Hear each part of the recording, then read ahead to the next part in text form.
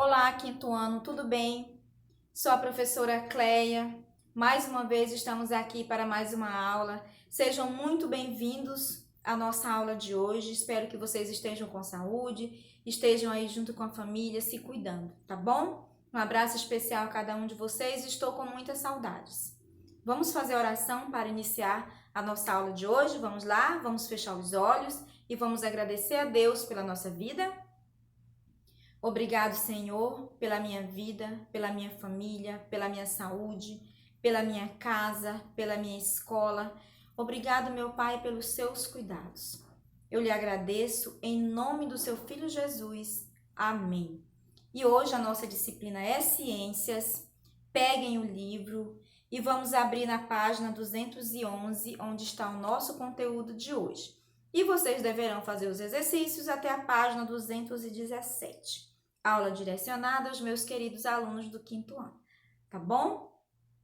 Lembrando, fique em casa. Se for preciso sair, use máscara e também leve álcool em gel para higienizar suas mãos. E quando estiver em casa, lave as suas mãos com frequência. E não esqueçam, tomem bastante água porque é importante para o nosso organismo, para o nosso corpo, ok? Então, vamos lá? Centro Educacional Sonho Dourado, como já falei, e a nossa disciplina hoje é Ciências. Na primeira página, temos aí uma imagem do sistema nervoso central. Sistema nervoso endócrino, que nós estamos estudando, e hoje nós iremos conversar um pouco sobre os hormônios e glândulas, tá bom? Essa imagem já nos diz o que nós iremos estudar. Observe essa outra imagem. Como nós estudamos, o sistema nervoso coordena diversas atividades em nosso organismo. No entanto, o nosso sistema nervoso, não atua sozinho. Em várias situações, esse sistema atua em conjunto com o sistema endócrino. As diferenças físicas entre meninos e meninas e entre crianças e adolescentes estão ligadas a esses dois sistemas. O sistema endócrino atua por meio de substâncias produzidas por glândulas ou tecidos específicos no organismo, que são liberadas na corrente sanguínea. Então, as glândulas, elas produzem substâncias que é liberado pelo nosso organismo através das nossas correntes sanguíneas e que essa substância é chamada de hormônio. Essas substâncias são chamadas de hormônios. O sangue distribui os hormônios no local onde são produzidos para as diferentes partes do corpo. O conjunto dessas glândulas forma o chamado sistema endócrino. Não podemos esquecer que o crescimento e a mudança, a alteração de voz, na verdade, a alteração de voz está ligada ao sistema endócrino. Observe também esta imagem. Em situações de estresse ou de medo, como apresentada na fotografia abaixo, o sistema nervoso estimula glândulas específicas a produzirem adrenalina, um tipo de hormônio que provoca diversas alterações no corpo. Então, as glândulas específicas, né? Ou seja, o nosso sistema nervoso estimula as glândulas que produzem adrenalina, que é um hormônio. Bem, observe também esta imagem e tem algumas situações aqui que nós iremos conversar e que acontece no momento como esse. Vamos falar um pouco sobre respiração. O que acontece com a respiração quando a pessoa está com a adrenalina lá em cima, não é? O que acontece também com a frequência cardíaca, com o suor e com o sistema digestório. Bem, na respiração, a respiração se torna acelerada permitindo que mais gás e oxigênio seja captado. Então, a pessoa está com a adrenalina muito alta e o que acontece? A tendência é ela respirar com mais rapidez, não é? A respiração fica mais acelerada. E a frequência cardíaca? A frequência cardíaca aumenta para fornecer maior quantidade de gás, oxigênio e nutrientes para outras partes do corpo, principalmente para os músculos. E também gera o suor, né? Ocorre o aumento de produção de suor, que auxilia no controle e no equilíbrio da temperatura interna do corpo. Sistema digestório. Vamos ver o que acontece com o sistema digestório no momento de uma situação como esta. O sistema digestório reduz a atividade e o sangue é direcionado para outras partes do corpo. Existem também, as chamadas glândulas mistas. As glândulas místicas nós iremos estudar não neste módulo, ok? Nós estudaremos no próximo. Vamos para a próxima imagem, próxima página. Muitas vezes deixamos de realizar nossas atividades por medo. Devemos sempre avaliar cada situação. Então, essa situação aqui de adrenalina e tudo, eles também, aí teve alguns que ficaram com medo. Então, antes de fazer uma ação como esta, por exemplo, tem que fazer o quê? Tem que ser sempre avaliada para depois não ter sentir de repente uma reação que não seja, acontecer uma reação que não seja tão boa assim. As glândulas podem ser endócrinas ou oxícrinas. As glândulas endócrinas, elas são responsáveis pela produção dos hormônios que são liberados na corrente sanguínea. Já as glândulas exócrinas secretam seus produtos no interior de cavidade do corpo ou na superfície dele.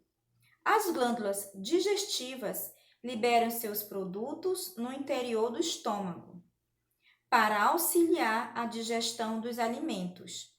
Já as glândulas sudoríparas liberam o suor na superfície do corpo.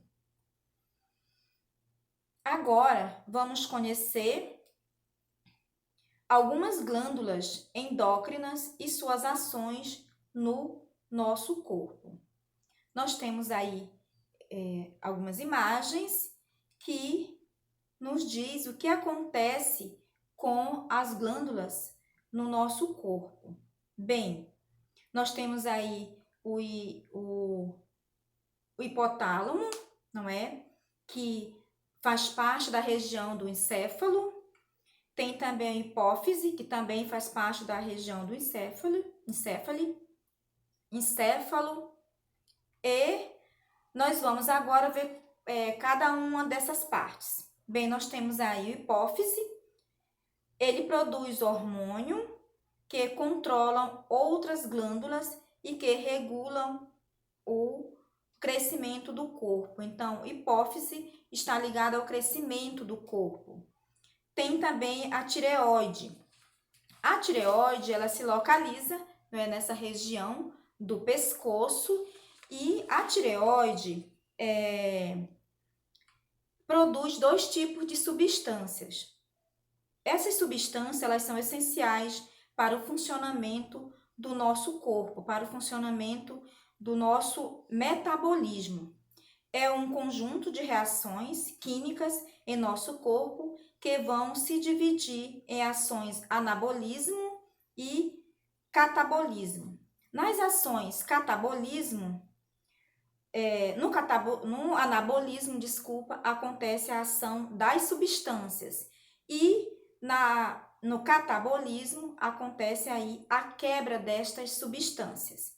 Isso aí nós iremos ver mais adiante. E a tireoide é um hormônio, não é? A tireoide produz hormônios que regulam as atividades das células e o desenvolvimento do nosso sistema nervoso.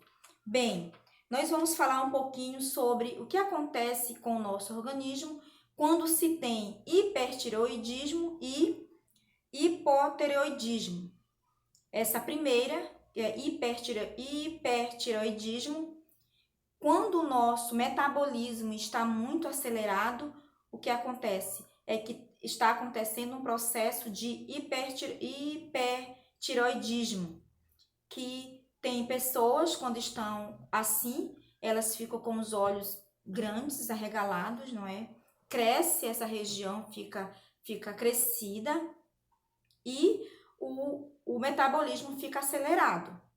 E quando se tem o processo de hipotireoidismo, acontece que o metabolismo da pessoa está mais lento.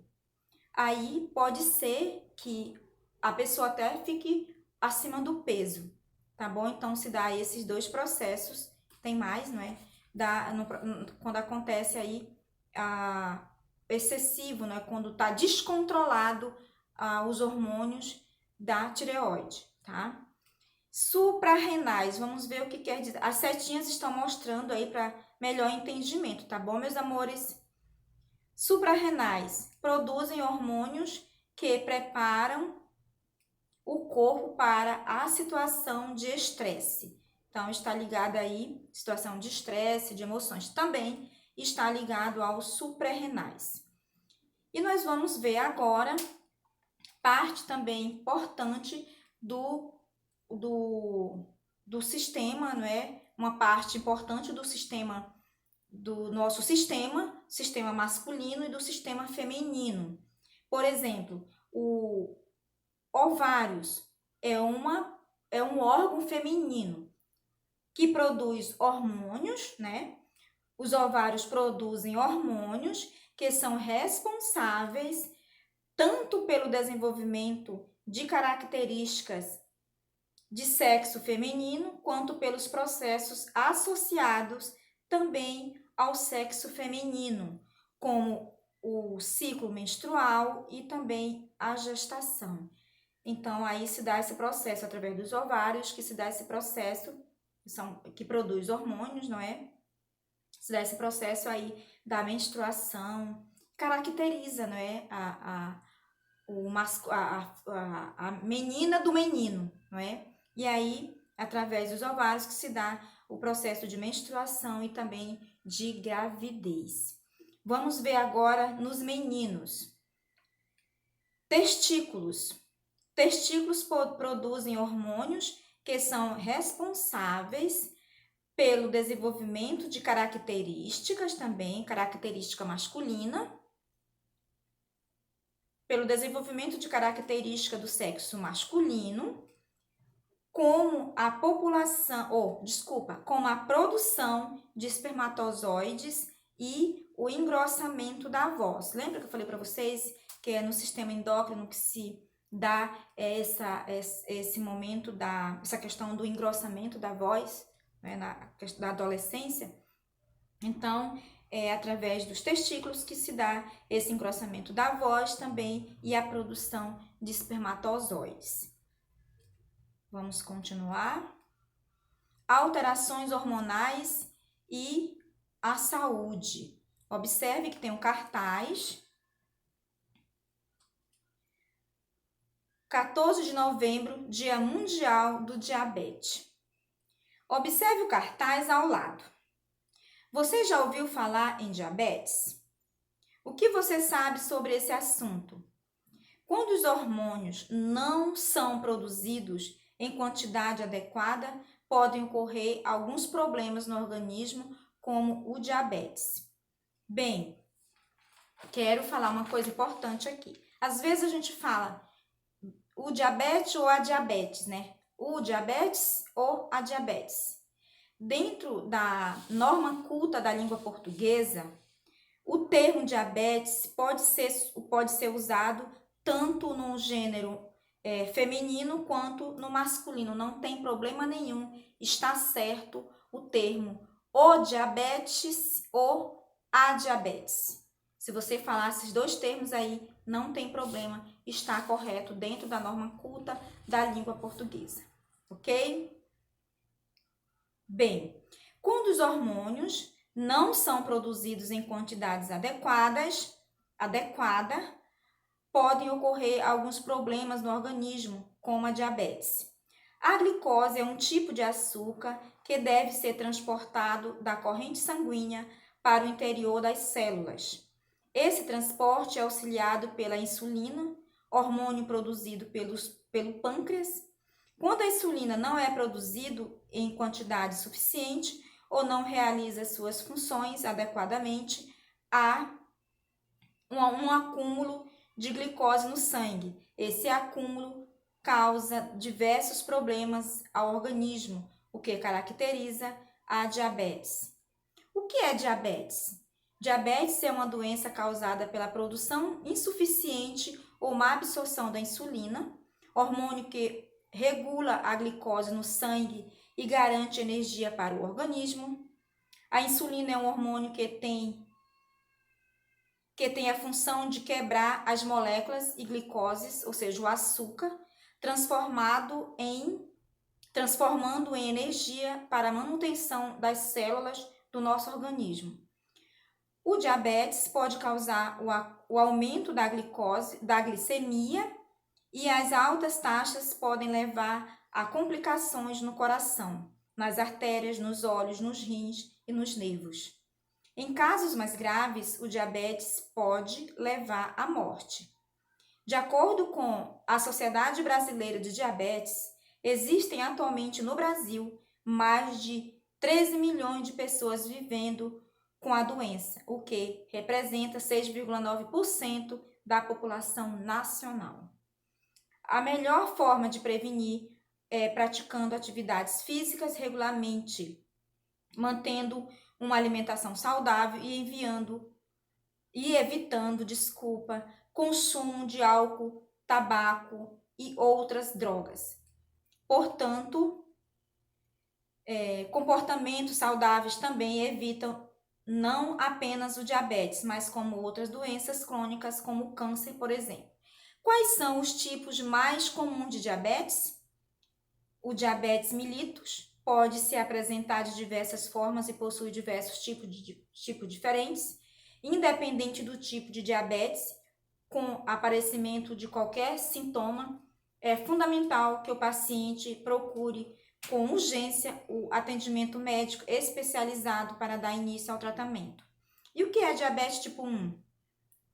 Sabe-se que, via da regra, é que uma doença crônica não transmissível hereditária, que concentra entre 5% a 10% do total de diabetes no Brasil. Cerca de 90% dos pacientes diabéticos no Brasil têm tipo 1. Ele se manifesta mais frequentemente em adultos, mas também pode apresentar em criança. O diabetes tipo 1 aparece geralmente na infância ou adolescência, mas pode ser diagnosticada pode ser diagnosticada em adultos também.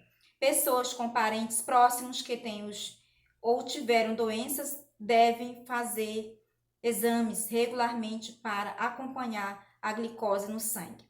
E o tratamento exige o uso diário de insulina ou outros medicamentos para controlar a glicose no sangue. A causa do diabetes tipo 1 ainda é desconhecida e a melhor forma de preveni-la é com práticas de vida saudáveis, alimentação, atividades físicas e evitando álcool, tabaco e outras drogas. Então, meus amores, esta foi a aula de hoje. Espero que vocês tenham gostado. Façam as atividades. Fiquem com Deus e até a próxima aula. Um abraço a todos. Tchau!